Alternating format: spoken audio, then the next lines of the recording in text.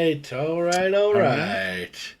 Here we Welcome go. back, Here we go now. my misty people. I'll tell my misty boys, misty gals, misty peoples. Whatever out you there. want to be. Yeah.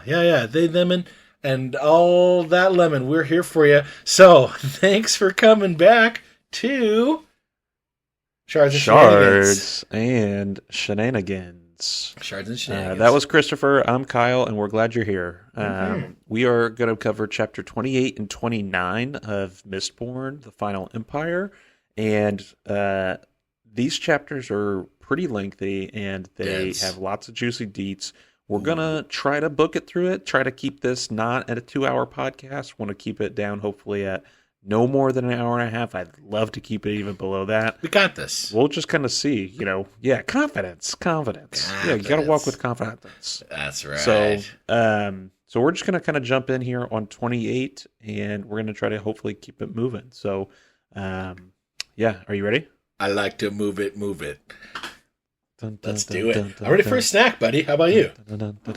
Let's snack it up. So, Lord Ruler here is feeling unsecure about himself and as his status as the hero, and he's questioning the good of his quests, like the ultimate good. Right. He does say that the deepness must be destroyed, but he does say here, because originally I was thinking maybe it's only him that sees this deepness, but here it says this name we give it is too weak a word. Okay. So we implies that maybe there's other people hearing it, or maybe it's him and his other personalities in his head, and it's still just him. I don't know. I don't know. But so many do not realize that it is sapient, which is like clever, and looked it up. Don't act like I'm not going to act like I knew that. And clever? Yeah, I think so, yeah. But he says, there's a few times he has directly confronted it. Right. It's a thing of destruction, madness, corruption. It's going to destroy the world. Not simply not out of spite, but because that's what it does. So, just kind of a juicy snack. I know. Yeah. Was the really juice worth the squeeze? I think it was for sure. It's really building up the whole, just like this darkness. Like, what is it? Like we've seen some pictures of it in Luthadel and like statues and stuff, where it's the Lord Ruler, and there's these like statues of him with this like crazy tentacly mist. So it's still just not really clear what it is or what it does, and it just seems like dark. Yeah, just like this dark, I don't know, force. So it's fascinating. Yeah, juicy snack. I think it's good. It's very good, very juicy, and we're jumping into the 28th meal of this book. Oh, yeah. I guess if you have count the prologue, it's really the 29th probably. Sure. Yeah, I get lost in the sauce with all the different numbers. Yeah. 29th. It's easy to what episode? What episode is this, anyways? No one People knows. ask me what episode you're on. I'm like, we're reading these Great chapters question right now. I have no idea. Yeah. I go to the website and recount them individually. I do too. Yeah. It's good stuff. Thanks for being on the ride, everybody. Yep. We're doing our best. So Keep Lakal is where we're at. It's fun that their ballroom's shaped like a pyramid. And nice. They have, interesting. These windows that are very, very detailed. Lots of stained glass. Very some of the most detailed stained glass we're seeing. Yes. And there's in the stained glass there are pictures dedicated again to the Ascension, just like all the other keeps. So I'm assuming some darkness and things like that, blackness, the deepness, a chaotic thing of destruction. So a lot of deepness themed things going on here, right as we're jumping in, following the snack. So Vin's thinking, yes, the Lord Ruler defeated it, but what was it? And she's hoping that the book's going to reveal more, the logbook that is, and no one really knows what happened. The histories just aren't covering it very well.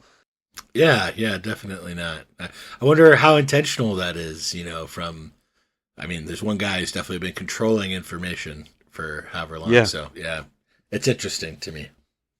Oh, I agree 100%. So Vin here, I like she has a comment about she's thinking about her dress and how white it is, and how she can't even like she remembers back to when she was a ska. I mean, she still is a ska, but when she was living the life of a ska, and Right. how she could never even comprehend something that clean or that white, and she's saying that she hopes that the sense within her of how her life had been before, that she hopes she never loses that, and Yeah. like it makes her appreciate what she had so much more than like what the real nobility seemed to.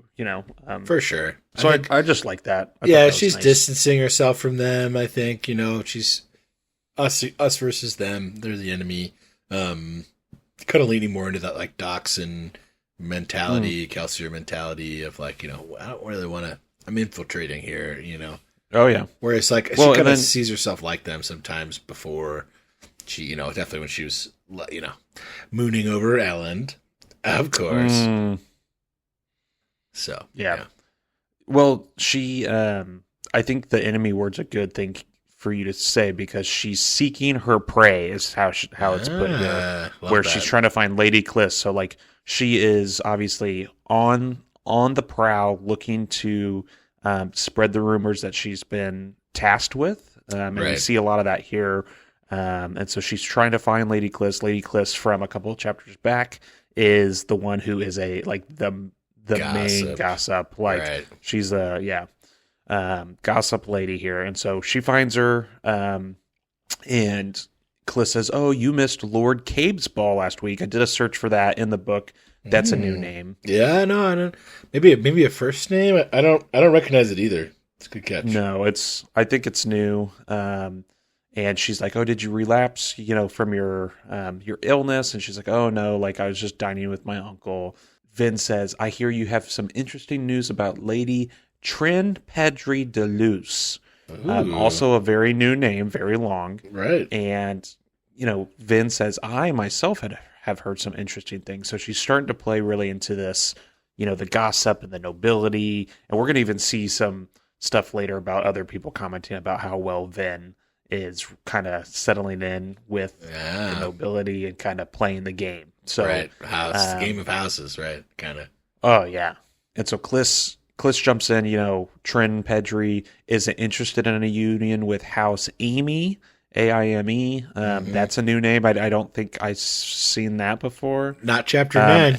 Tell you right now. And not on there. Definitely not. And you know how the Amy sons are, though. Why Fedrin, another new name, is an absolute buffoon. So some new characters or houses, people. I love Vin. She has a fun comment here, or like in her head, she's thinking this as Kliss is talking. Yeah. She says, "Using subtlety on this woman is about as effective as trying to sell bathwater perfumes to a plantation ska," which is like funny and sad all at the same time. So, Oh yeah. Right. really hitting both niches there. And so, what we're kind of seeing here is that Vin is starting to interject and starting to throw some, kind of not. I guess she's not fishing; she's feeding the bait out. Throwing some bait out into, House Amy's connection to House Hastings, and we all know what they're planning. And Kliss is like, "Oh, we do," and Vince's like, "Oh no, I shouldn't say. I just heard my uncle talking." And basically, the whole plan here is, hey, House Hastings was relocating a lot of resources to their plantations. They're going to be moving and withdrawing out of the city. Ooh, and juicy. Kliss is like, "Why would they do that?" And Vin's like, "Oh, can you blame him? Like, don't want to risk what happened to House Techiel." And Kliss, is kind of going on like, "Oh yeah, okay," and she's like beaming with excitement to go and share what Vin's told her, because it's like a new little nugget of new kernel of gossip nice that she's got. Nice callback. So Vin is pleased with herself here with getting that out there, and she kind of goes into a little detail about like what's actually going on with the houses and what they're trying to do a little bit with House Hastings. Basically when Hastings doesn't actually withdraw because that's not what their plan is. It's going to make them look indecisive, and then their allies are going to pull out, and then their income's going to be weak, and then they're going to be the next house to fall. That's the goal. So clever scheming, definitely has, I think Doxson written all over it for sure. Yeah, maybe definitely. even Breeze. Like I think it's good stuff, and Vin's sowing the seeds of deceit very well. Right. She's doing a very good job. Well, she's the main part of the plan right now. With everything. That's true. Everything that's happened, like there's a lot on her shoulders, and and I think everybody's invested in what she's doing here at court, and like kind of these red herrings she's planting in different places just to try to create that capital chaos. I'd say on the blackboard, maybe we could put Vin under chaos now. She's getting there. Oh yeah, she's modeling after Kelsier, monkey see, monkey do. That's true. Yeah. So anyways. We better. Hopefully, her dresses have shoulder pads because she's carrying a lot on their shoulders. You know what I'm saying? Oh yeah, back hurts. Oh man. So she is. She is obviously concerned about House Venture here, kind of as she continues on talking about houses falling. She's saying that they hope that they didn't absolutely need to destroy House Venture. Like we don't need to do that. Yeah, and they're just Vin the most powerful is house, but naive Vin. She's talking with her heart here. Yeah, and she's saying she has to make sure that Venture doesn't suffer the same fate as House Techiel. And this is where we're learning that the Techiels did try to pull out of the city. Some of their nobility were assassinated before they left and had been found in burned out ruins of one of their canal boats. Apparently by bandits, but Vin knows that bandits wouldn't do that. We're seeing that this definitely House War is stepping up. Things are heating up, and even as people are trying to leave the city and do all this stuff, like people are taking advantage of it, striking when people are weak. So, lots of nobility are dying, and Kelsier's can't, I'm sure he's happy about it. He's not complaining. Yeah, for sure. She's talking about the balls and that, and we love balls, and that they are excited, or no, I'm sorry, we're excited about balls, but she is saying here that there are a large number of guards at the balls, and that both some are wearing armor, some are not, and that this is why, basically because these plots, the assassinations, there's heightened awareness and heightened security, and that while the atmosphere is supposed to be fun and pleasant, and there's niceties, underneath it all, there's this brimming, teeming, anxiety and anxiousness, and for sure, just that the seas are the seas look smooth on the top, but underneath they're roiling. You know what I mean? Yeah, like a duck, calm on the top, legs underneath. Yeah, just kicking. Oh, dude, cruising through the water. And so she's telling herself again on the Venture thing, Ellen's safe. That's important.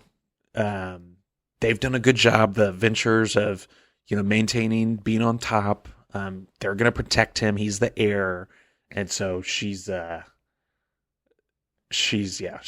obviously all on him. And this is actually where he comes out, and she, hears his voice and says, "Oh, you're running late." And she sees Ellen there. He's lounging in an alcove, which she steps into and joins him in there, and they start talking back and forth.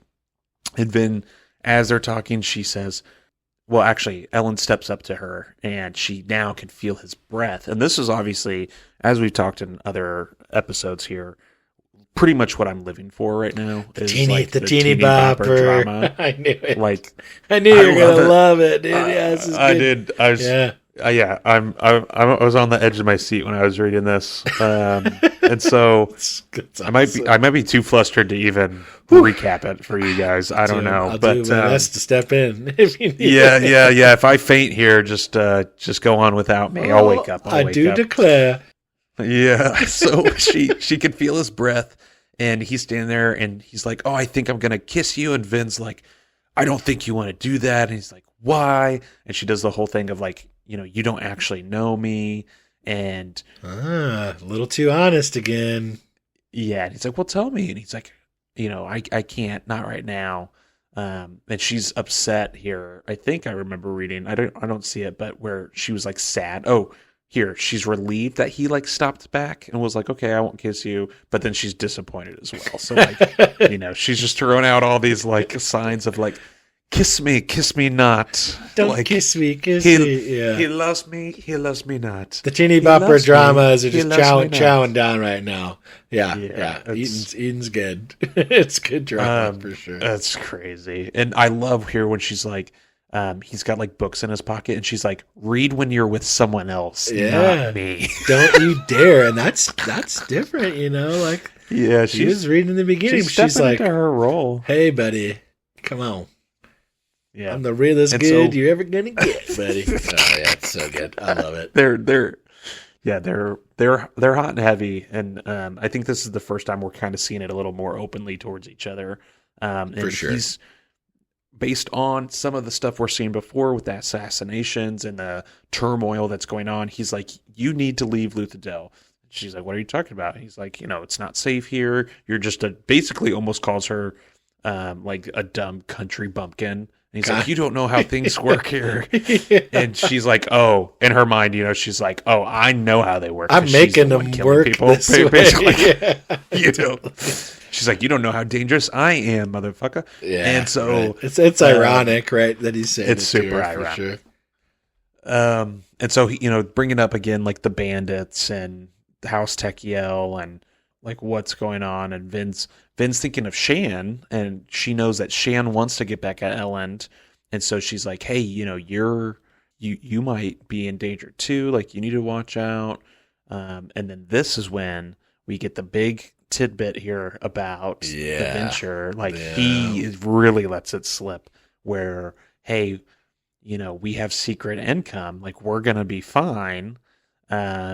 And Vin's like, what's going on? And Ellen gets in close and whispers that his family mines the Lord Ruler's ATM. Dude, wow. So, boom, boom, boom, boom. So that's how they're on top. That's why they're on top. And so, they basically run the mines. They're the ones forcing all those people to go down and, like Kelsier, like Mare, find the ATM, come up with the ores once a week. And he said, like, things were good, but that we've had trouble with our ATM supplies ever since something happened a few years ago. Ooh. Obviously, it's got to be a good callback to what I would imagine is the survivor of Hathsin. Oh, yeah. So. Our guy. Some really good, obviously, we're filling out some stuff about the world here, and some good secrets are coming out. Mm-hmm. And yeah, for sure. Vin is, I think she's kind of blown away here. Oh, yeah, definitely. And so Ellen's very concerned about the house and that, if they can't keep their numbers up for the ATM, things could get very bad for the ventures. It's the ATM is one of the, like, it's basically the main way that the Lord Ruler is controlling the nobility. He controls the market. He makes himself super wealthy. He's able to fund his armies by making the ATM scarce, all this stuff, which we all kind of knew that. From past chapters. But, his concern here, Ellen's concern is that, like, people know that they talk and that they see them at the balls together and that they're spending quite a bit of time together, and he doesn't want them, all these other houses or whoever, to use Vin to get to him or to his father. And Vin's like, okay, I'll think about going. And here's actually where she brings up the Shan stuff. And oh no, yeah, there's a couple of points before too. You're on. Oh, okay. Yeah. Okay, she's thinking Shan's targeting him, and she's worried about it. It's a couple times. It's a big concern for her. Yeah, she's worried about it.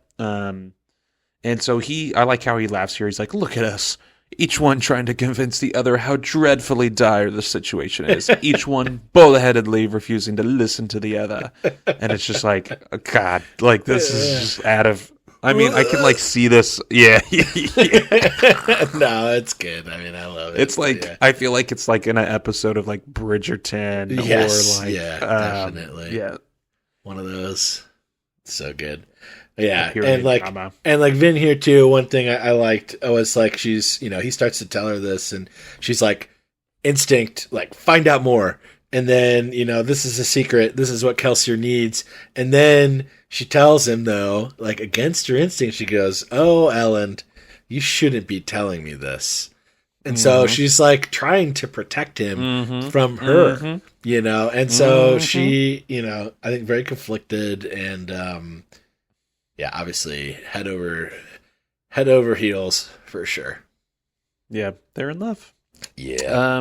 Young love. She notices he's wearing a metal ring, and she's kind of surprised. Danger zone. And he said that it's pure gold.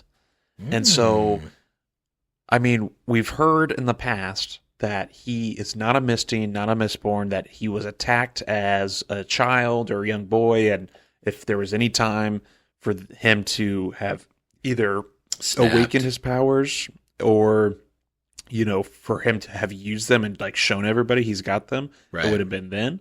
Now, okay, so gold on a finger, we know that gold causes, like, these trippy hallucinations. Oh, yeah. Right? It's our 9th metal. Correct. Yeah, I think 9. And so I just kind of find it interesting that he's got that on his finger. And so I still am not 100% confident that he's not some kind of Mistborn or Misty. Sure. If he's got gold, I would say he's got to be a Mistborn because I don't think there's Mistings that just burn the 9th metal. You don't really hear... At least not that... Yeah, there was a word for it. But, like, yeah, I don't think it's, like, sought after. You know, it's not a very useful thing, like, versus, like, a coin shot, right? You're going to want to employ a coin shot or a tin eye. They have, like, this function in a strategy sense. Like, the gold guy's going to be just burning gold on himself. Like, okay. But, yeah, no, good, you know, very interesting. I like it. I like where your head's at. Or, I mean, maybe he's using it. Maybe he knows what the Terracemen do, and he's using it as some kind of metal mind. Ooh, interesting. You know, maybe he's got... I don't know. Who knows? Hard saying. Not me. We're going to read and find out. Raffo. So he's saying that, you know, the Lord Ruler wears metal rings, so that's why the nobility do, and he talks about philosophers, and they just kind of go back and forth here about, you know, some kind of stuff with the Lord Ruler being arrogant and stuff like that. You know, as they're wrapping that up, Ellen's like, "Oh, basically I got to go. I don't have a lot of time." And she's like, "Yeah, you need to go off and meet your friends." He's like, "Oh yeah, you're very observant." And it's like, "Yeah, no shit. Like this, you do this every party. Like, what are you?" Specifically, like at the these rest houses. of us don't see us. Right. It's very obvious. So keep hasting, Venture, Lacal, or Ilario. Like he runs off with the same people, and he calls them his drinking friends. And he hopes that, like, it helps annoy his father. And she asks, "What do you do at these meetings?" And we talk about philosophy and the Lord Ruler. And she's like, "Well, what about him?" And he's like, "Well, we don't like some of the things he's done." And she's like, "So you do want to overthrow him?" Like, what are you doing? Oh my god! Ben, you're gonna let the cat out of the bag, and the cat needs to stay in the bag. Meow! Come on, that's a bagged cat for sure. Yeah, and so he's like, "Overthrow him? What could give you that idea?" Like, he's the Lord Ruler, he's God, is how he puts it. Yeah. We can't do anything about him being in charge, you know, but hopefully we'll be in positions to influence him in the future once we take over. And so, you know, he's definitely not on the same page as, like, she really thought, like, oh yeah, like, he doesn't like what's going on. Like, him and his friends are good people, and, like, they do seem to be better nobility than the rest. Yeah, but it's just not on the same page, you know. No, like, he's definitely not. He's not thinking like, yeah, let's just change the entire like class system and economy and the entire world. Like, that's not religion. Let's just end religion. Yeah, and I think, like, you know, it kind of confirms what Kelsier was saying about him, right? Like, they're harmless, right? When they're standing over Vin and him are standing over the last meeting that they're at, and he's they're harmless. Like, I won't kill them. Like, they're not going to do anything, you know. And, and Vin was like, kind of, you know, didn't really. She's like, no, I think you don't got it right, but he's on to him. So yeah. Anyways, no, that's a good callback. So he's basically getting ready to take off, and Vin's thinking like, fine, like I need to get back to talking to people, and she's thinking that Breeze and Dachshund spent hours planning Right. the news that she's supposed to spread, and that she's got to report back to them at Club Shop. And he smiles here, and he's like, oh, like with all your political maneuvering, maybe House Renault will be like a power. And so like this is where he's saying like, oh, like he's recognizing what she's doing, and at least a little bit in the connections that she's making. And she's thinking he's not a revolutionary. Kelsier's right again. Yeah, there it is. Kind of a callback to what you're talking about. Yeah. Right. If he ever gets tired yet, I wonder. Yeah. Damn it, Kelsier. And so she's saying like, the fact that Ellen's willing to think for himself sets him apart from the rest. He's a good man, and he deserves a woman who is worthy of his trust. Unfortunately, he has Vin. So she is having some self-deprecating thoughts here about, I'm not being truthful with him. He deserves someone to be truthful with him. Like, I don't want to be, like, she doesn't want to be lied to by her boo, right? Like, so he wouldn't want that either, like. Yeah, right. So this is, again, her having these, like, conflicting thoughts and conflicting feelings about what she's here to play to do, and then, like, what the Vin underneath it all is feeling.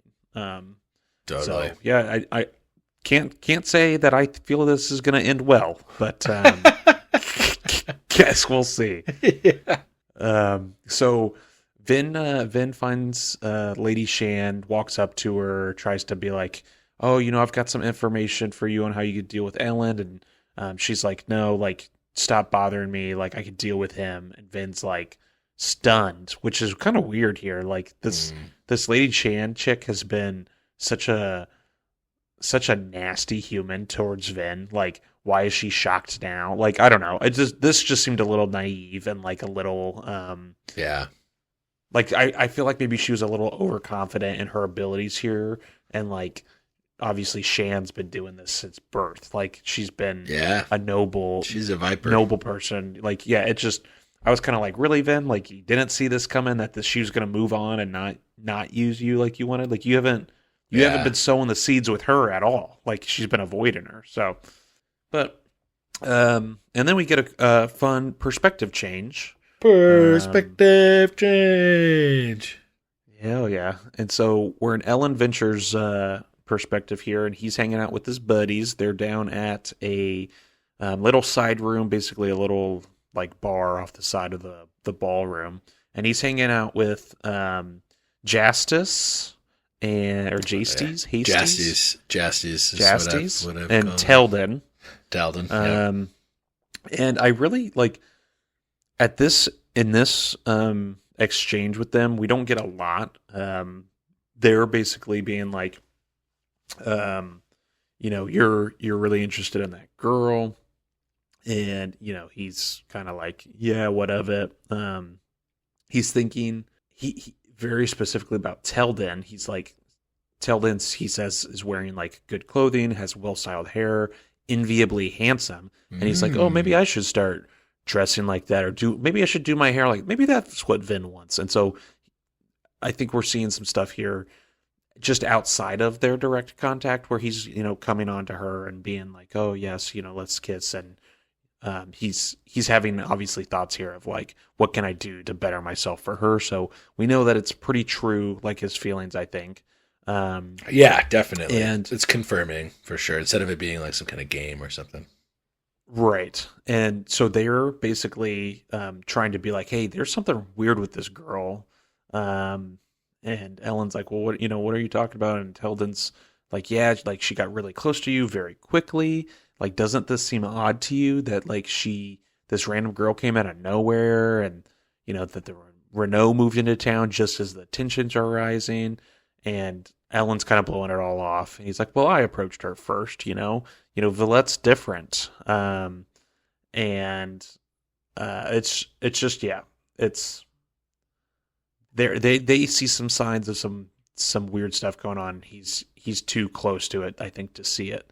Yeah. Yeah. Well, I mean, a little maybe naive himself, right? Like, I don't think they're necessarily wrong. No, definitely not wrong. And so we know. Yeah, we know. We know. We know. And so Justice takes off, and Ellen's not kind of happy with how their meeting went tonight. So we're discovering that this is kind of post whatever philosophers meeting they had, and they're just kind of chilling now, smoking their pipes, hanging out. Ellen's saying that he's worried that Justice is, and that some of his friends might end up in charge of their houses sooner than he expected, and he's worried that none of us are ready, is basically what Justice is saying. And so Ellen's repeating that to Teldon. Teldon's like, don't be melodramatic. You know, this is all going to blow over in a few months. We're going to be back to wondering what all the fretting was about. And I was like, no way. Like, y'all are going to be dead. So enjoy that. You know what I mean? Yeah, totally. And so we get another name here. Kale Techiel won't look back, Ellen's thinking. And so Kale is obviously one of the Techiels that clearly died, was assassinated he did. as they were leaving town.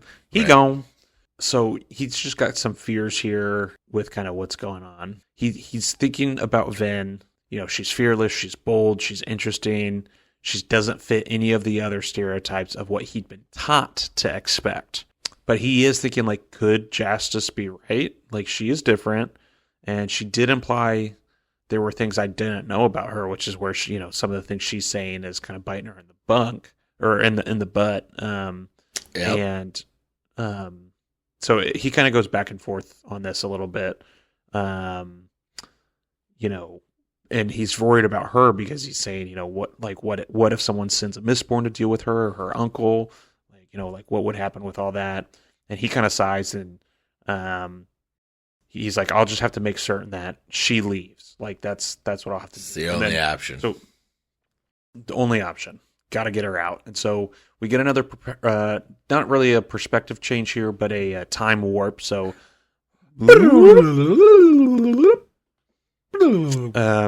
guys, you didn't know that you'd be getting such high quality sound effects we do them in ourselves. this podcast. Yeah.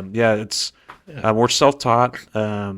We've probably been working on the sound effects longer than we've been recording the podcast. So ever since I was a kid, give him the raspberry, you know? Yeah. Not the raspberry, Lone Star. No.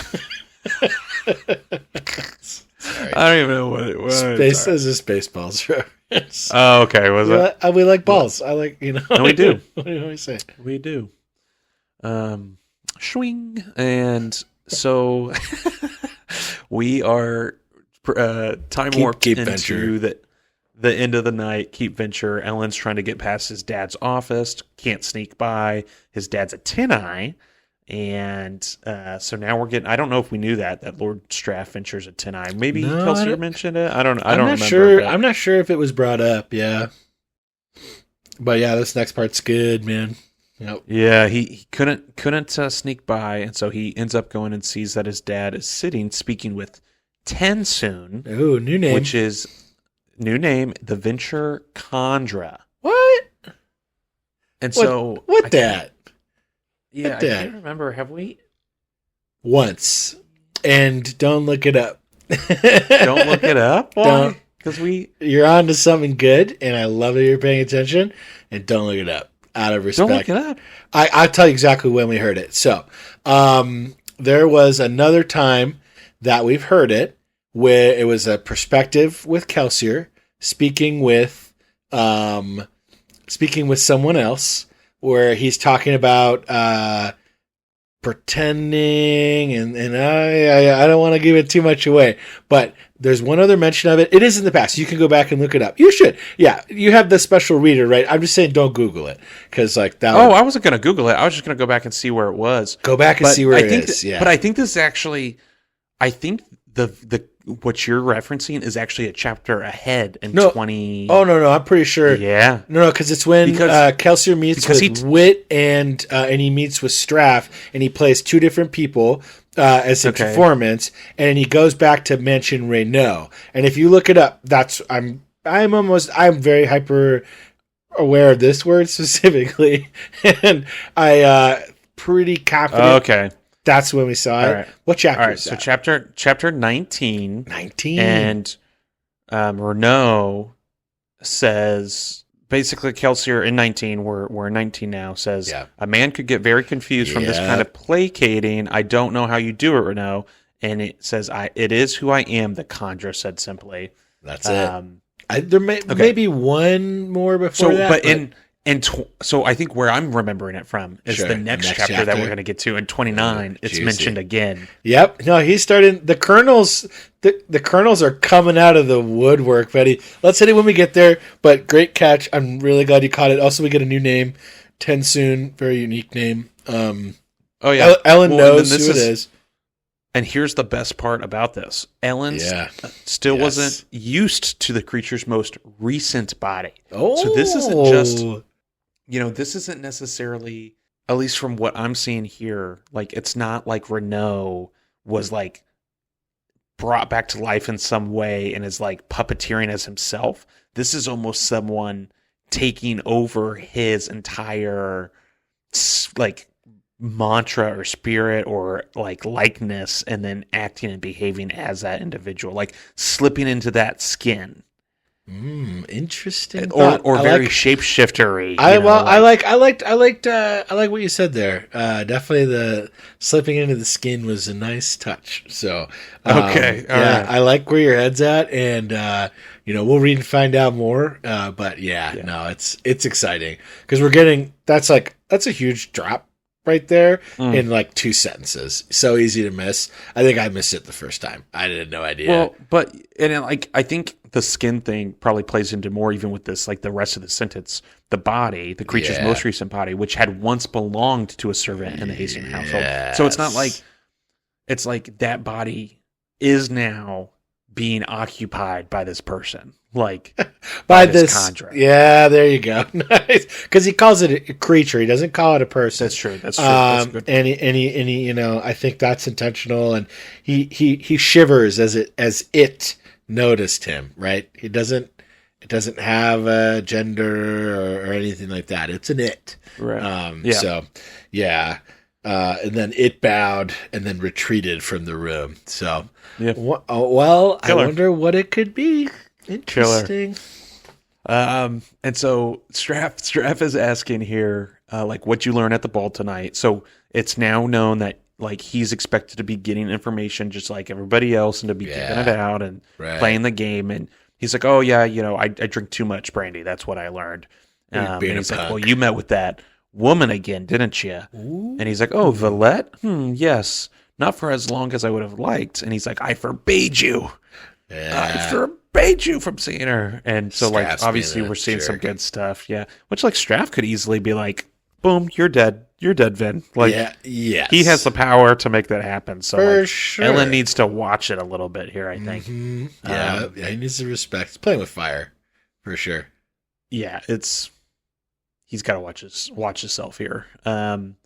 So his father dictated a letter to the Staxels, new name, short time ago. It's an acceptance of a lunch appointment with Lord Tigas, another new name, tomorrow afternoon. Basically, he wants more allies, and he wants Ellen to go have lunch with this guy's daughter, and like, Ellen's playing hard to get here. Like, I'll consider it. Like, like angsty. And his dad's like, this isn't a request. Blah blah blah. Yeah. He's just a teenage dirtbag, for sure. Ellen points out that Hastings is the second most powerful house in the city, and that they allied themselves with them, they could keep Luthadel from chaos. And that's in reference to his dad saying, like, he wants to make sure they're in position to destroy the Hastings as quickly as possible if a house war does come. So, like, Ellen's like, well, let's join with them. And his dad's like, no, we're taking them out. They're the number 2s. Right. Like,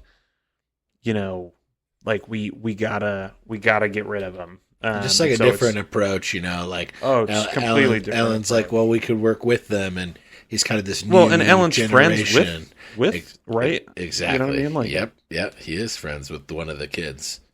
Yeah. And so, I mean, guys, go back, read chapter 9. You'll see Ventures number 1, Hastings are number 2, and you'll just kind of see the list there. So go check it out. It's there 9. For you, chapter 9. Obligatory chapter 9 throwback. And so He's like, we could stop this house war, not inflame it, is what he's thinking here, Ellen. His dad says some weird stuff here where he's like, he does. I don't know why I care. Like, anything you learn's bound to be worthless. I tried to train you in politics, but now, well, I hope I live to see you dead, because this house is in for dire times if you ever take control. He like threatens him. I mean, that's terrible. Yeah, it's like very weird. And like I had to read that a couple of times to try to get what he's getting at. And so he's basically being like, I hope that you're dead. And like I don't want to die.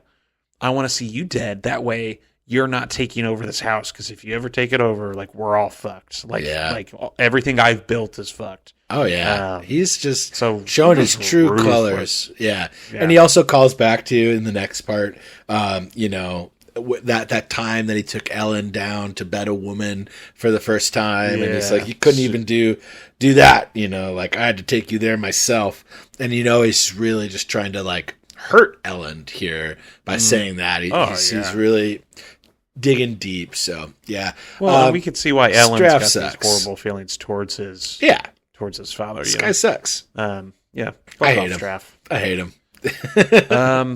So Ellen is thinking like, the philosophers that he reads, they're revolutionaries. He's not. They're willing to risk execution. He can't even stand up to his own father. Yeah, doubted himself.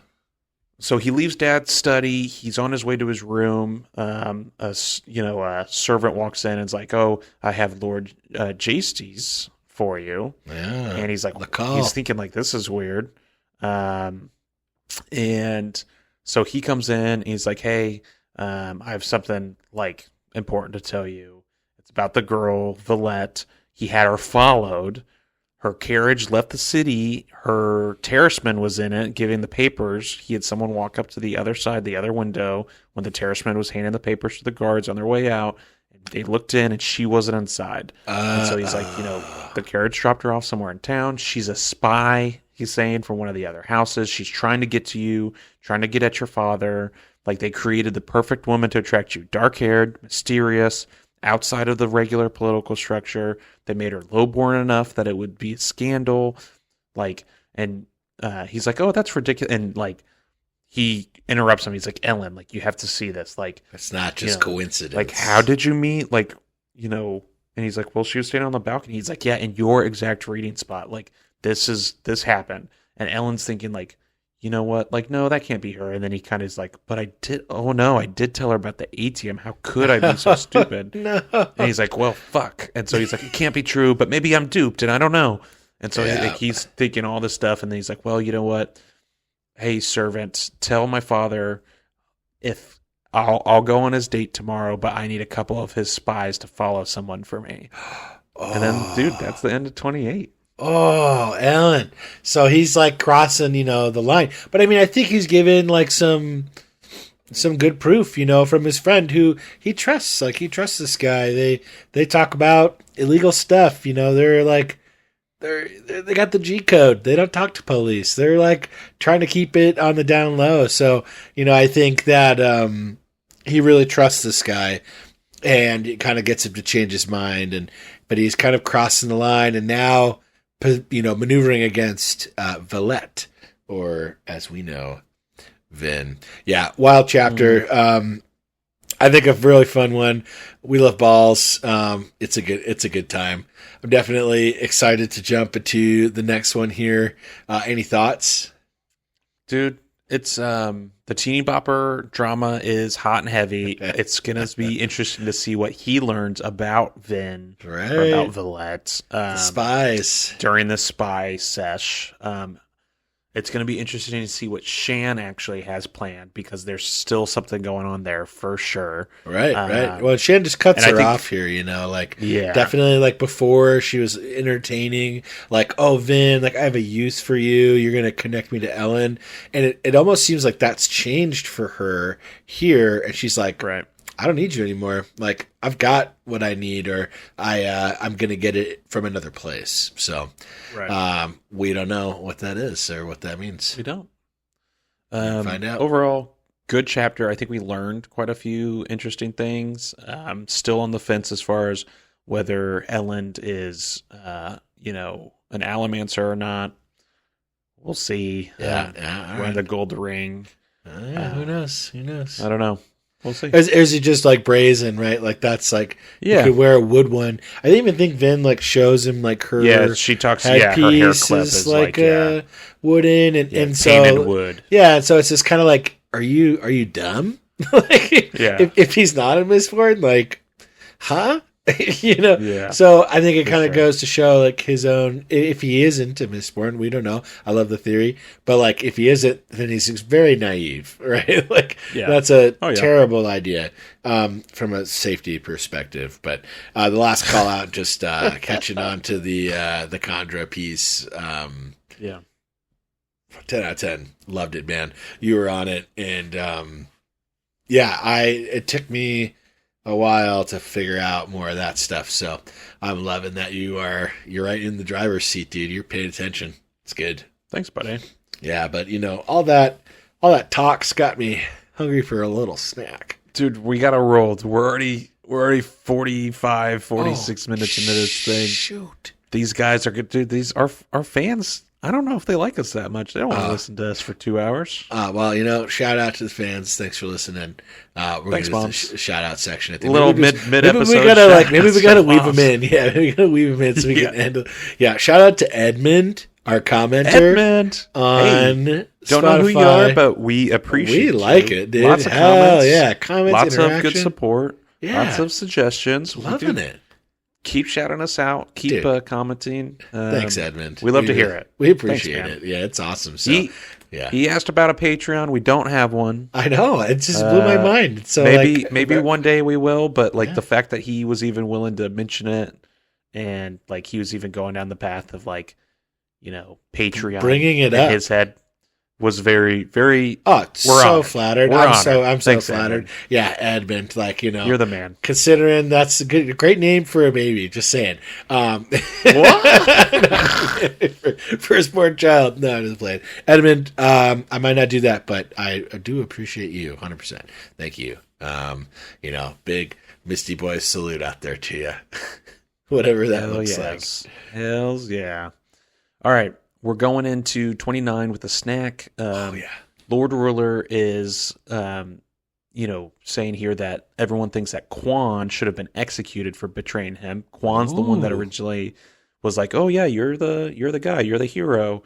Yeah. And he's saying here that he'd probably kill Quan if he knew where he had gone. I know. But at the time, I guess when this first happened, he couldn't bring himself to do it. That Quan had been like a father to him.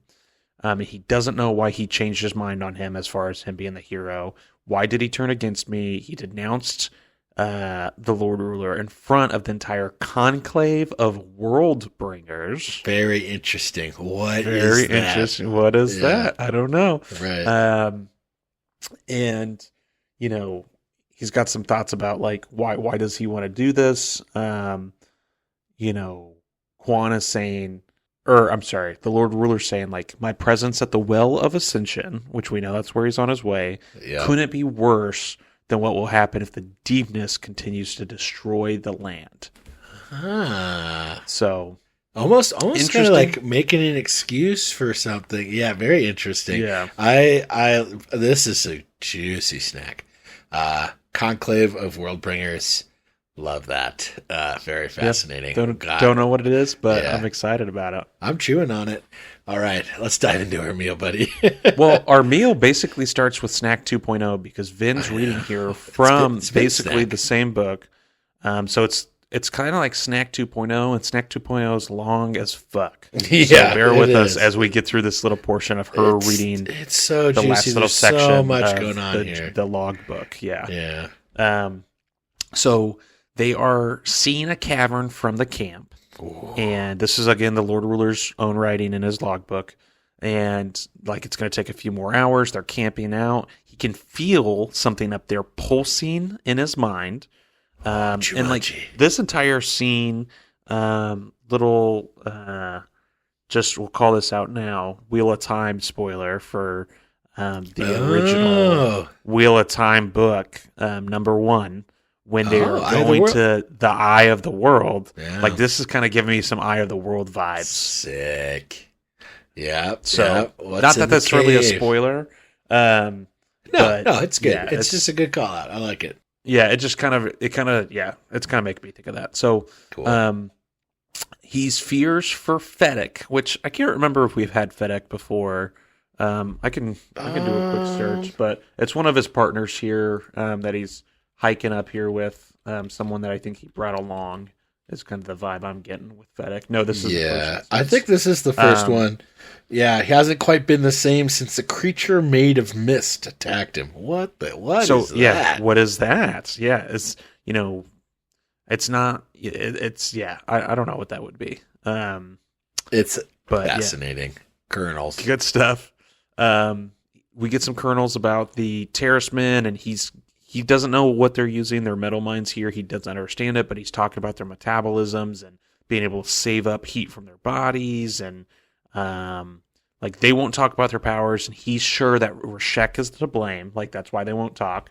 And he says before he was stabbed, Fennec feared that the Terracemen would abandon us up here in the ice. So like Fennec's been attacked by this mist person and like either stabbed by him, which is very like mist wraith, right, like Lord of the Rings esque, or maybe I really kind of like to think like maybe he got attacked by someone made of mist or like a creature, but then he also got stabbed in another encounter with someone else. Like just that Fennec is just on a bad streak. Bad luck for Fennec. Like man, bad luck, Fennec. Yeah, he's not killing it.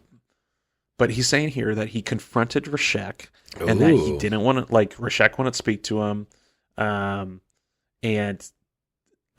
he forced him, and that Rashek did say, like, he had a hatred of Clinium, which is where the Lord Ruler's from. Right. And the Clinium people. And, like, basically the Cliniums have treated the Terracemen more like slaves. Which is, I mean, how the Lord Ruler's treating them now, like, and fast forward, 1,000 years. So, like, for sure. But this guy thinks that the Terracemen should be the dominant people because of their powers, and like, so it's kind of interesting stuff here. Definitely. And he's saying how, Rashek irrationally believes that all people outside of Terrace have oppressed him. And that, he's very angry here with all that. He wants to live somewhere where it's warm all year, which I was thinking, okay, Central Dominance seems to be pretty warm. It's cold here. Yeah. Is it Brax or Brashes? Bratches, I think, is what we've called it before. Yeah. Has told of such places, islands to the south where great mountains create fire. So more volcanoes, more ash, like... Right. Obviously, there's some things going on with all of that, I think, and maybe some like literal world building, terraforming kind of stuff. I think that the Lord Ruler probably brought about. Interesting. Yeah, cool. Good thoughts. So he's writing now to, hey, if someone reads these words, like let them know that power's a heavy burden, and the prophecies say that he has the power to save the world, but also the power to destroy it. And, he's wondering, or the philosophers, I should say, warned him that self-serving, like that if he's self-serving with the power, his selfishness will taint it. Is this a burden that any man should bear? He's saying like, I'll save the world, but will I also try to take it? And so these are his fears as he scribble with an ice-crusted pen on the eve before the world is reborn. Whoa. And so Rashek watches, hating me. The cavern lies above, pulsing. My fingers quiver, but not from the cold. Tomorrow it will end. Whoa. And that's the end of the logbook. Yeah, I know. Where's the last entry? Yeah, I know. So what's the next chapter? Vin, looks up. She's been reading this little part of the last little part of the logbook here, and she's at Mansion Renault. She's in the gardens. She feels this familiarity with the Lord Ruler through his words, which I think is interesting. I don't know if that calls back to my theory that maybe the Lord Ruler's her dad, which I think is a fun theory. But hot take. I like it. So we'll see. But she is, she's like, oh, like, I need to read the end of this. Where's Sazed? I need to read the, like, let's go. Like, more. Let's get this. She wants to binge read this. Yeah. She's ready. Netflix. Yeah. And so she runs in, she's looking for him. He's not in the library or in the study or whatever.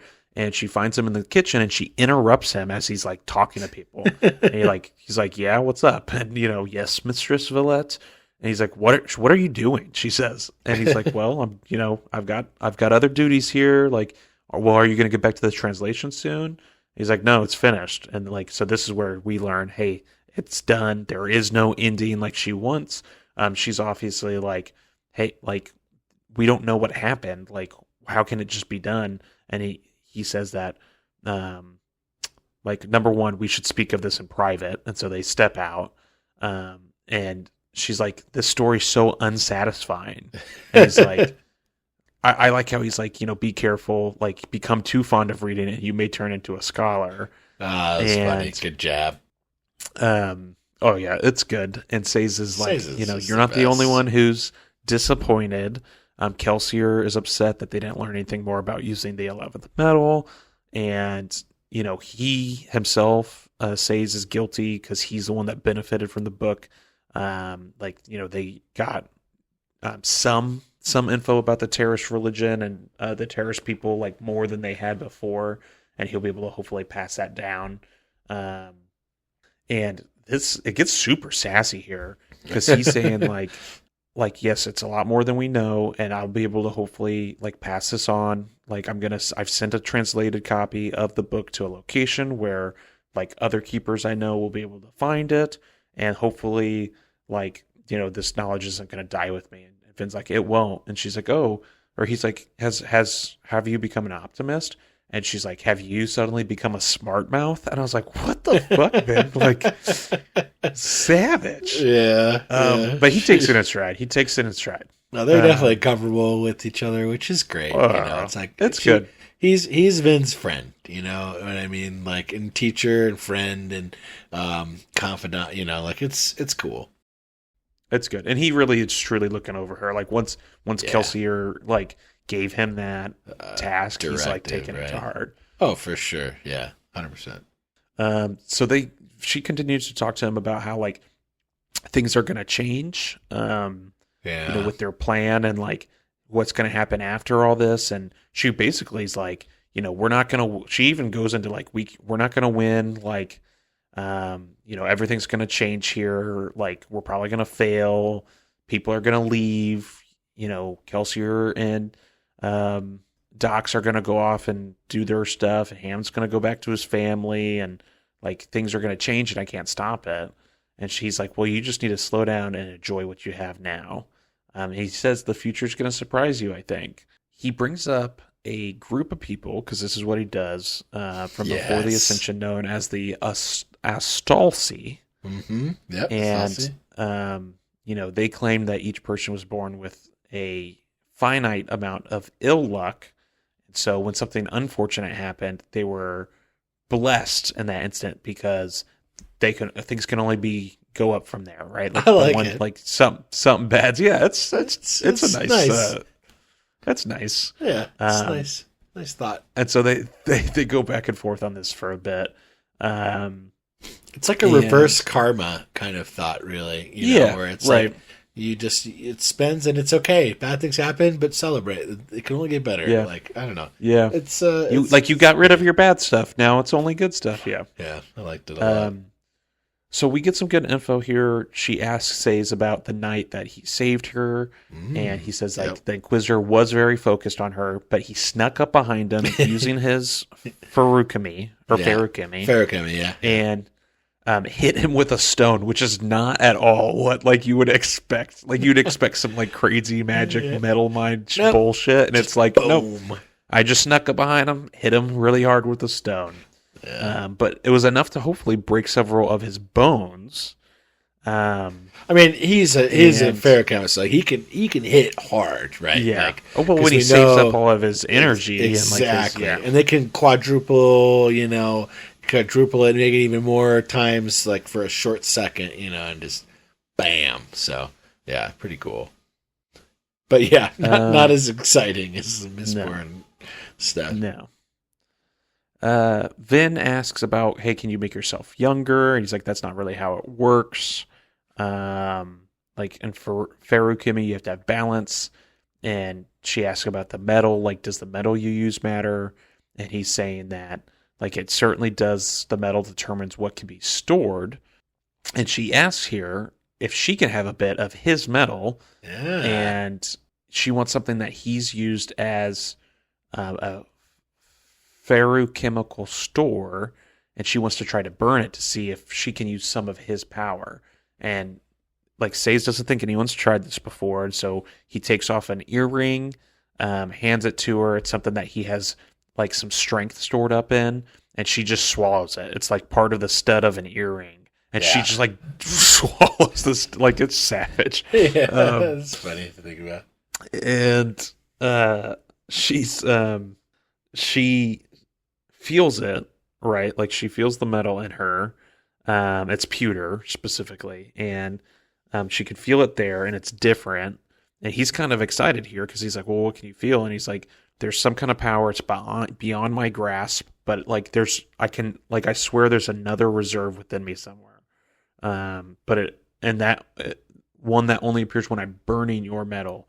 And he's like, "Oh, it's faint. Like you can see the shadow, but you can't access it." He's like, "That's exactly what happens when you try to use another ferrochemist's metal." Interesting. So like she's experiencing something that he's saying he himself has probably experienced or he knows about. Then it's kind of over. Like, hey, let's get back inside. Blah blah blah. So I do think that this is going to be something they're going to figure out. Cool. Like, I don't know how or what's going to lead to it, but someone's going to figure out how to burn those metals that a metal mind or keeper has stored up like on their body, and then be able to access that power as like this crazy reserve within them. It's going to happen. I'm just very confident in that. Yeah, hell yeah. I like it. Well, we'll read and find out. I like where your head's at. It's very interesting. But yeah, we got a perspective change here. Got Kelsier, thinking funny to himself as he sneaks back into Mansion Renault. That's good. He's jumping back in, and he's thinking like, wow, like where are we now? Like I have to sneak into my own house, and obviously he's as the leader of the rebellion and the Ska spiritual leader, and all these accolades he's giving himself. It's like, I have to be more careful. He's saying that more and more families are pulling out of the city, out of Luthadel, and that the powerful houses are becoming more paranoid. And he is thinking now, though, in comparison, Mansion Renault is very unprotected. There's like no guards really, no one around, no mistings. And like while they need to keep a low profile, like they are concerned, or he is concerned that like, someone could come in and do something bad. So these are just some thoughts he's having. And he jumps up on a balcony. He sees basically the whole crew, Doxson, Vin, Sazed, Ham, and Breeze. They're standing around Renault's desk. Renault's standing off in the corner. He specifically says something interesting here. His contract, meaning Renault's, interesting, included playing the part of Lord Renault, but he didn't wish to be involved in the plan in any more than he had to. So, and then the next little bit here, he's saying some more stuff about an assassin being able to get in here, and that Vin needs to sleep at Club Shop. But he said he wasn't worried about Renault. The Condra's nature was such that he didn't need to fear an assassin's blade. Whoa. So, like, the Condra is obviously occupying this body, like, can't really be killed in my mind. Like, if something happened to that body, he would just either jump to another body, or, like, that body is already dead. like in theory, that he's occupying. So like, how can you kill it again, right? Like, Sure. I don't think you can. I see your logic. So, I see your logic. Yeah. crazy. I'm stacking what you're splitting. That's pretty good, buddy. Yeah, I like it. Sweet. So it's, something's going on there. It's very fun. I love it. How just these breadcrumbs are really, come together. These kernels are popping. And I don't know, again, we've hit this a couple of times. I'm going to hit it again. I don't know if I hadn't, or if we hadn't, I should say, have gone through this with such a fine-tooth comb up to this point, I wouldn't have been making these connections. And I know same. you said on your first read-through, like, there's stuff that you were like, oh yeah, I didn't know any of this connected, or like, and so, but when you slow down and like, we read it or we listen to it and then we come back through and like, I highlight stuff or I underline, I bold stuff out, like, it really gives you a chance, I think, to slow down and pick up some of the, like you said, breadcrumbs that Sanderson's leaving. And it sounds like, based on what you've told me in the past, where are they leading us? A Sanderlanche. Sanderlanche, and baby. it's coming up, I think. I think it's coming up, dude. I think we're on the cusp, man. We're on the crust right before the fall, if you will. Yeah. Yeah. Funny. So we're inside. Kelsier gets in. He's got this like, grand entrance. He says some lavish things about himself. He gets ribbed pretty hard by Doxson and Breeze. And then they're all looking at a map that's laid across the desk that's from Marsh. Oh, yeah. It arrived in the hollow of a broken table leg that the Canton of Inquisition hired clubs to repair. And Kelsier's like, oh, that's interesting. It's a list of soothing stations, which it is. There's 34 of them. Whoa. But it's also got some locations of Inquisitor activity, as well as places that the different cantons are concerned about. And I love how Breeze is like, I haven't had a lot of time to like associate with Marsh, but I gotta say, like, he's obviously a genius. And Kelsier's like, all right, hold on. Like, he might be a genius, but I'm the handsome one. Yeah. So let's just all get this straight. Brotherly competition for sure. It's awesome. Yeah, it's good.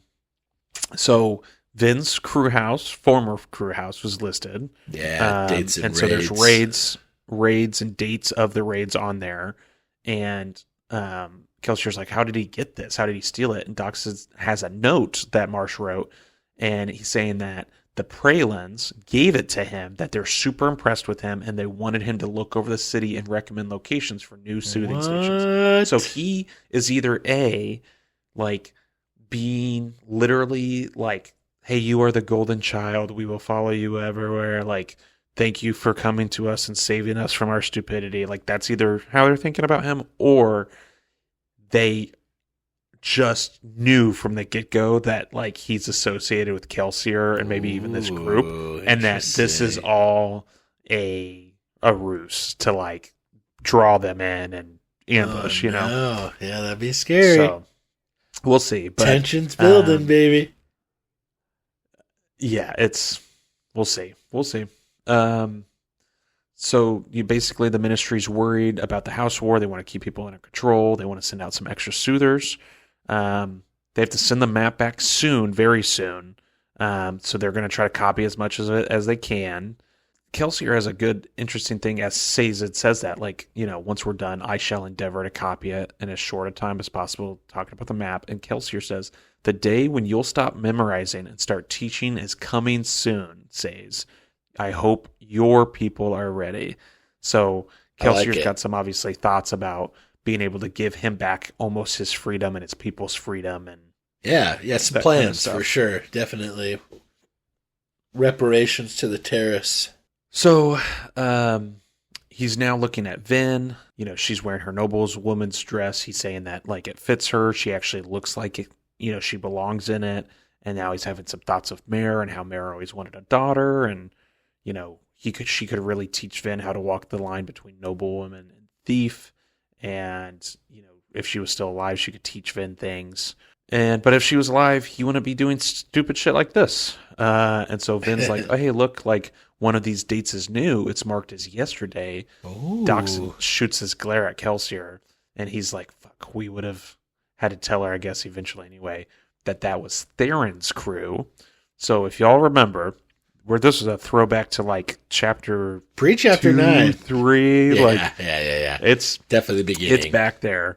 So Theron was who Cayman, which was Vin's original crew leader. Cayman was going to work with Theron on a job, screw him over, and then screw him over and take all the money for himself. Right. And so the Theron's crew got hit just like her Cayman's did, and everyone's dead. And she's thinking like, oh, like they still are on my trail. Like they've clearly made some connections to Theron, and they are coming for me still. So there's some interesting stuff going on, and I think the ministry's definitely coming after her. You know what I mean? Like, and we'll see how far they get with this. The plan is starting to develop now. Hey, what are we going to do with this map? How are we going to utilize it? What are we going to do? And so they're thinking, well, you know, how can we hit all of these soothing stations at once? Like, there's a ton of them. Like, we'd never be able to kill that many ourselves. And Ham is like, well, if we use our army, which we have stashed all throughout the city and in the slums, like, maybe we can. And Kelsier's like, no, let's hire other thieving crews. If we had 10 crews and assign each of them to take out 3 stations, we can clear out the city of Ministry Soothers in just a few hours. And Doxson's like, well, timing. And Kelsier's like, yep, timing's crucial. Like, we'd have to time it super well. We have to decide on a time before giving them locations. And, you know, Ham, hey, Ham, how are things going with the soldiers? And he's like, oh, better than I expect. And they kind of just go through some of this. You know, they're good men here. And Kelsier wants Breeze and Doxson to go and get some FaceTime with the soldiers. Kelsier saying, like, the men need to know who their leaders are. And, like, if something happens to Ham, like, someone else needs to take command. And they're like, well, why not you? And Kelsier says, just bear with me. It's for the best. And he's smiling. But we don't get any more. So these are some, like, hints that we're getting. We got one a couple chapters ago about some other plan, some ideas that Kelsier has that he's not sharing with anybody. And I think this is just another tidbit we're getting along the same line. And Breeze is like, well, we do that a lot, right? Just bear with you. Like, that's something we're doing a lot. And Kelsier's like, okay, Vin, what about news from the nobility? What have you discovered? And she's like, nothing. Like, nothing about House Venture, nothing going on. And Doxson's like, oh, like, but the ball next week will be at Keep Venture, right? And Doxson's like, or Vin's like, yeah, it will. And Kelsier is looking at Vin, and she's like, I know, like, this, she is so good at lying. Like, she's way too good. Like, he obviously knows that he's, you know, she knows information about the venture. She knows, and, like, obviously she's hiding a huge secret about the ATM, which, like, maybe, I don't know, maybe Kelsier already knew this. He was there, right? He would have had to seen some people, and I don't know, in the pits, but we'll see. And so they tell her to keep looking, and they say, I will. So we get a little tiny bit of a time warp, very, very small. And Kelsier standing now out on the balcony after this meeting. And he's thinking to himself, and Sazed peeks in. He's like, hey, I'm sorry, but a guard says, like, they can see you. You need to step back inside. So he does, and he says, Sazed, like, could you... tell me another bedtime story. Proposals for me, yeah. Like, do you have another religion for me that you can tell me about? Right. And so, we get another religion, something called the Truths of the Bennett, that they would fit him well. And they were the people who lived on southern islands. They were cartographers and seafarers, and that their entire religion was designed to be practiced aboard ships while they were away at sea for months at a time. And the captain was the minister. No one was allowed to command unless they had theological training. They believed that once all of the world was known and understood and cataloged, then men would find peace. Like, once everything was in its place and had been discovered, that's when we'd have peace. Peace and harmony, he says. Peace and harmony. Peace and harmony. And while many religions teach these ideals, few actually manage to practice them as well as the Bennett did. And Kelsier's like thinking about it. He's like, peace and harmony. I'm not really looking for either right now, Says. And Says is like, okay. And then Kelsier brings up the Vala again. Ooh. And so he wants to hear this, hear about them again. He says, I'm in a strange mood. And Says is like, well, you're always in a strange mood. But like, you're choosing an interesting sect to ask after. The Vala lasted longer into the Lord Ruler's dominion than any other religion. And he's brought this up with him before, obviously based on context that he's talking here. But have we heard him bring this up before? I don't know. Yeah. I'm not sure. I think they've been having these conversations, for a long time. Yeah, I think it's just like a callback to, like, just showing that Sazed's always been bringing this up with everybody, right? Like that we see. But yeah, there's this very persistent and resilient religious order, it seems like. Right. So the Vala have lasted longer into the Lord Ruler's dominion than any other religion. Kelsier's like, I want to understand what kept them going for so long. And Sazed says they were determined. Kelsier's talking about like their dead leaders and like who's following them if like, they're dead. Should have broken the people, he says, yeah. Right. And Sazed says like dead one's true, but leaders nonetheless. And Kelsier's like, their devotion did not make sense. Like the loss of their leaders should have broken the people like you're saying. And Sazed says, men are more resilient than you think, and our belief is often strongest when it should be weakest, and that's the nature of hope. That's beautiful. That's beautiful. It is beautiful.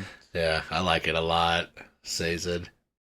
Oh, yeah. He's wise beyond his years. Dropping knowledge. Yeah, dude, for sure. And that's it. Basically, Kelsier lets Sazed withdraw, and then it's on to chapter 30. So we closed out 29, and in our next episode, we'll pick up at 30. All right, I like it. Under the gun, we're doing good on time, I think. Yeah, yeah. I definitely pushed through this one. We still pushed through that chapter. I gotta commend your alamancy there, Kyle. That was amazing. And a great chapter too. I mean, I think like getting the touch point with Marsh is really exciting. Getting to see the information and like how productive like Marsh is being kind of behind the scenes, right? Because we're not really getting like Marsh perspectives, I think, at all.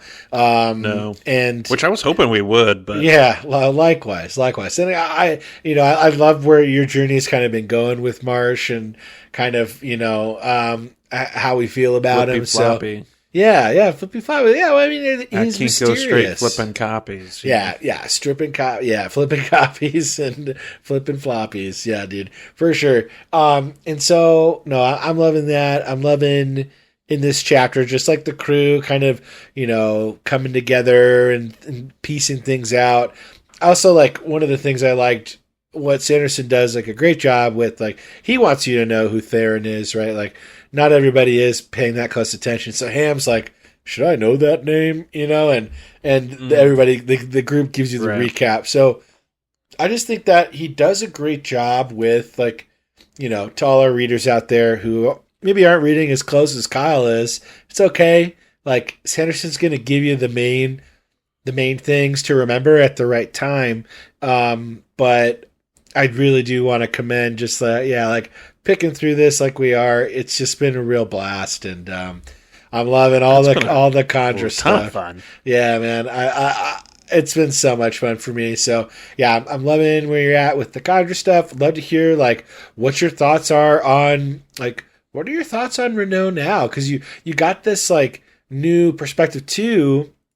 We said we kind of called it out in the last chapter, but like Renault and the contract, and how he's like not interested in maybe like going fully along with the plan. Like, what are your thoughts? Like, where do you think this path's leading us? Yeah, I guess that's interesting to think about. I don't know if I've thought about it prior to you asking me. So like, if he doesn't want to be involved with the plan, he obviously has no skin in the game as far as wanting to overthrow. Skin in the game. Sorry. No, it's pun definitely not intended. Because you said wearing the skin. I mean, I just it's good. Nailed it. It doesn't seem like he would really care, I guess, or doesn't want to necessarily see the Lord Ruler overthrown. But so I don't know, like, what kind of creature or being would he be, and where do his allegiances lie? Like, obviously, if they have a contract that he is getting something out of this, right? Like, people don't sign contracts to do work for nothing. He's got to be getting something out of Kelsier. What could that be? I'm not sure. And then, like, at the Venture House, they clearly have their own Khandra. And so, like, what would their contract, like, what would that creature or being be getting out of that family? And, like, how are they paying him or it or her? Or, right. Good call out on the pronouns. I like that. Yeah, no, I think if we go really far back, there is another mention of a contract. I guess your nifty little searcher is probably better than mine. If you look for the first mention of contract, I wonder where it pulls you up. Because I'm thinking it will be like chapter 2, maybe 3. So prologue, I mean, there's a lot of stuff for contracts. Because like in the prologue, we're talking about the contract for deals that obligators have to see. Darn, okay. Contract. Chapter 5. Ooh, that's promising. I spent most of it buying Orsur's contracts. Ooh. What it is? So let's look at chapter 5. I mean, we're digging into the weeds here, folks, and this is all written already. So okay. Here we go. We're on 5. I got it up. So it's in the first. It's at least it's going to be in the first like page or two. Okay. It's like halfway down. He's talking with Doxson. He's saying that he has spent a lot of his ATM, and Doxson said already, and Kelsier nods and said, I spent most of it buying Orsur's contract, then used my last bit at Tresting's plantation. All right, cool. Which I just wanted to call it out. Well, don't know what that means. We got to read and find out, but I just wanted to say we've heard about this. We haven't heard that name again. I'm pretty confident. So something even more fun we can do. Give me 2 seconds. We'll cut back to me in just a second. Okay. I'm going to listen to chapter 5, our episode, and hear what I said about that. Oh, nice. Yeah, that's cool. Just to bring it back up. So bear with me. I'm listening to chapter 5. I'm listening to it right now, and it's our cast iron interlude episode. Oh, perfect. So it's time for another cast iron interlude. While we cast iron interlude. So okay. So I'm listening to it back. I paused it because that's in the middle of us talking about it. Nice. So on the chapter 5 episode, we talk about the contract Orsur's or contract, and I'm saying that I mention it, and what do I say? You said like nice huge catch when I brought it up, and so bro, I tried to be cool about it, but now I'm digging it. And then I talk about how the first part of that is ore, like metal ore. Yeah, I know. And I said, maybe that's got something to do, nice little metal connection. Yeah, those are good. You're still onto those. Ellen's ring, the gold, you're tracking. And then I think we just moved on. Oh yeah. That was it. Like I wasn't gonna hold you. I wasn't gonna hold you up there because I don't think at the time there was like really enough information. I couldn't really drill you on the contract piece, but I did want to call it back because I know that we had talked about it, and I kind of wanted to kind of just like circle us back to that and to all the listeners out there that are like, have read this before and they're familiar. Like, hope you can appreciate the, the highlight there, just trying to call out the fun stuff and keeping track of things. So it's, I think it's fun. and that's hard. Fun. That's hard to remember, right? Oh no, I didn't remember until we get to this point here where I'm like, I know we've talked about contracts before, and specifically from Kelsier and Doxson speaking. So, anyways, thanks for that interlude with us, everybody, for the cast iron interlude there. Just digging back in time. Classic. To some classic Misty Boys. Some Shards and Shenanigans. But yeah, man, I think we're on the cusp here for a Sanderlanche. To everybody, reading forward, next chapter, good luck stopping. I think we're really about to start diving in, so I'm really excited for this next chapter. It's a doozy. I've been thinking about it since we started the book, so I'm really excited. So we're halfway through part 4. Coming up on 30, we'll be halfway through once we're done with that, and then that moves us into part 5. There's 38 chapters total, plus an epilogue. So, with 30, 1, 2, 3, 4, 5, 6, 7, 8, 9. Wait, 1, 2, 3, 4. Yeah, 10.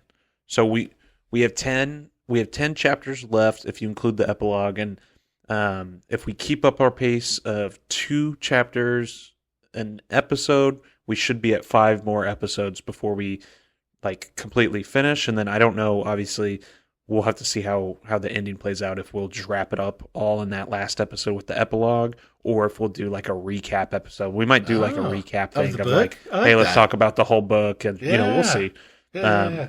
Cool. But yeah, I mean, it's certainly, we're pushing through, and we've got it's cool to see us kind of make this progress, and it feels like obviously it's taken forever because part of it has, as far as our publish schedule and how quick we can get things out, which means how quick can we read them, because obviously I'm not just reading these things a year in advance and then we're talking about them.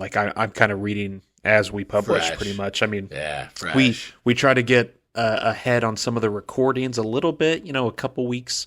Maybe we might be a few chapters ahead of everybody as far as where we've read, because we're trying to obviously bank some recordings just to make sure we don't miss anything or get behind. But we're really not super far ahead of you. So at the time that we just read 29 or 28 and 29, we're getting ready to push out 22 and 23 to you guys.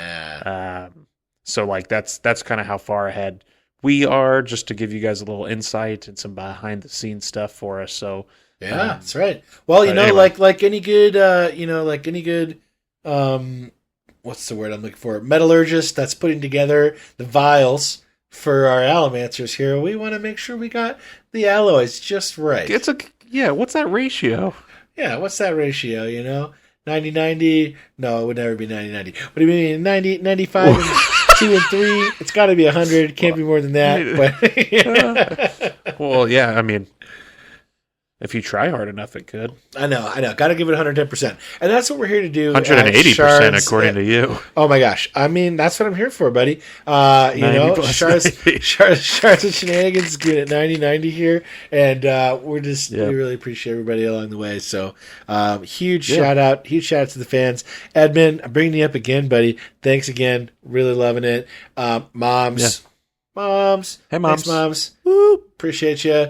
Dads, partners, friends, family. Shout out to my sis. Thanks, sis. If you made it this far, appreciate it. Thank you for giving it a shot. That's super cool. To the random strangers that are picking us up, and if you made it this far, you didn't put us down. So that's cool. I dig it, and I hope you're enjoying the listening. We're doing our best to deliver whatever this is for us. I mean, it's a time I get to spend with Kyle, getting to hang out. So thanks for hanging out with us. It's a privilege. I think it is a privilege, and we're happy to do this with each other, but also happy to bring you guys along for the ride. So it's been thanks fun. for coming, and we're super excited. I'm super excited to see where this book goes, and as you said, I think we can feel the mountaintops rumbling, and the Sanderlanche is getting ready to release and come down the mountain. So, buckle up, strap your skis on, and see if we can outrun this bad boy, because I think it's going to be coming fast. You know what I mean? Oh, yeah, buddy. Oh, yeah. Yeah, I'm excited for it. And, yeah, we'll catch y'all next time at your, favorite listening service. Please don't forget to, hit that like and subscribe button if you enjoyed the episode or just want to, show us some support. We really appreciate that.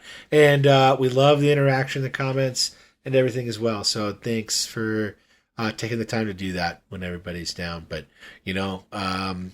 Misty Boys here. Had a great time. Take care.